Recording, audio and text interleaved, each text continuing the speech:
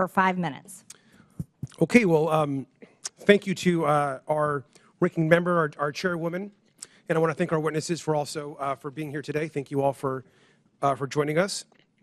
So this is obviously our second hearing on DOGE, and certainly as Elon Musk and Donald Trump work together to destroy our federal agencies.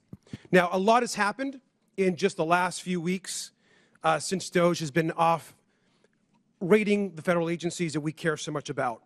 We know that FAA staff have been fired, making our airspace less safe. Veterans Affairs staff have been fired, risking services for our vets. Food safety and health staff have been fired as we face a bird flu pandemic. And all of our agencies have been thrown into chaos by Elon Musk's emails demanding, of course, that federal workers respond to what they're doing in the last week, which he's now had to, of course, retract. Now, we're here today to discuss Elon's attack on foreign aid, which has been severe. And I want to also bring, again, this is a pic of co-president Elon Musk, who, of course, is leading DOGE.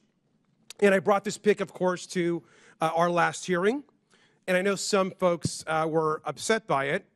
But just to be clear, we know that Elon Musk is dangerous, he's incompetent, he's chaotic, and he's killing programs that we rely on. We know that he's helping to push through massive cuts to Medicaid that could rip health care away from millions. He's pushing tax cuts that will benefit him and his billionaire friends. And he is causing real harm to federal workers.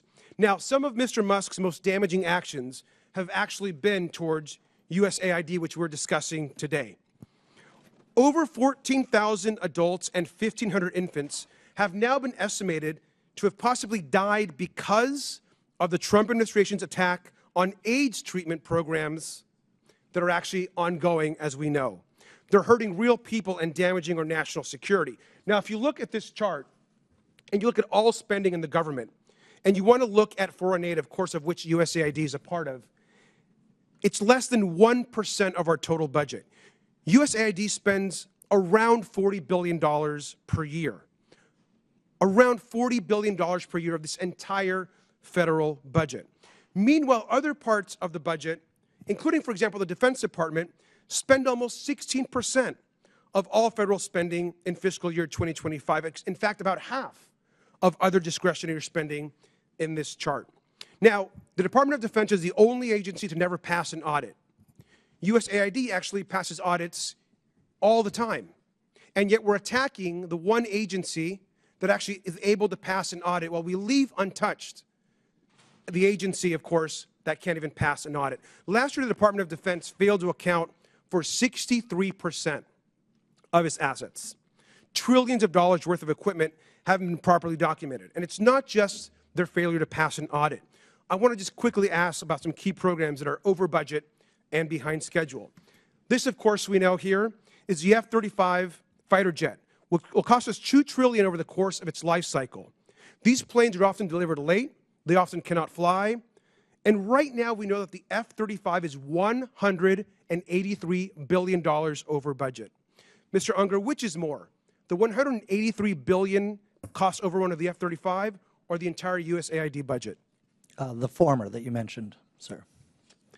And this is the Littoral Combat Ship. The Navy, by the way, thinks this is basically useless in actual combat. Could have a lifetime cost of over $100 billion, according to ProPublica.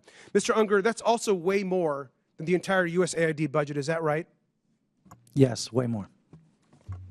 Thank you. And I also want to just ask you about the Central Intercontinental Ballistic Missile Program, which has seen its costs soar over 81% during its program cycle. It costs $141 billion with cost overruns and soaring program cost.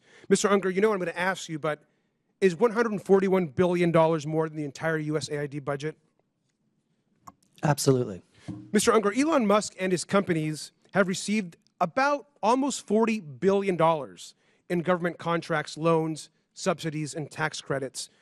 That amount, that roughly $40 billion, is basically enough to run USAID for an entire year. Is that correct, Mr. Unger? That is correct for USAID's budget and the programs that it manages. The majority isn't talking about Elon Musk programs or ask them here to testify, they're attacking USAID and are supporting a billionaire who gets richer every single day. We've got to push back every single time, and with that, I yield back. I now recognize the gentleman from Tennessee, Mr. Burchett, for 5 minutes. Thank you, Chair Lady. Mr. Roman.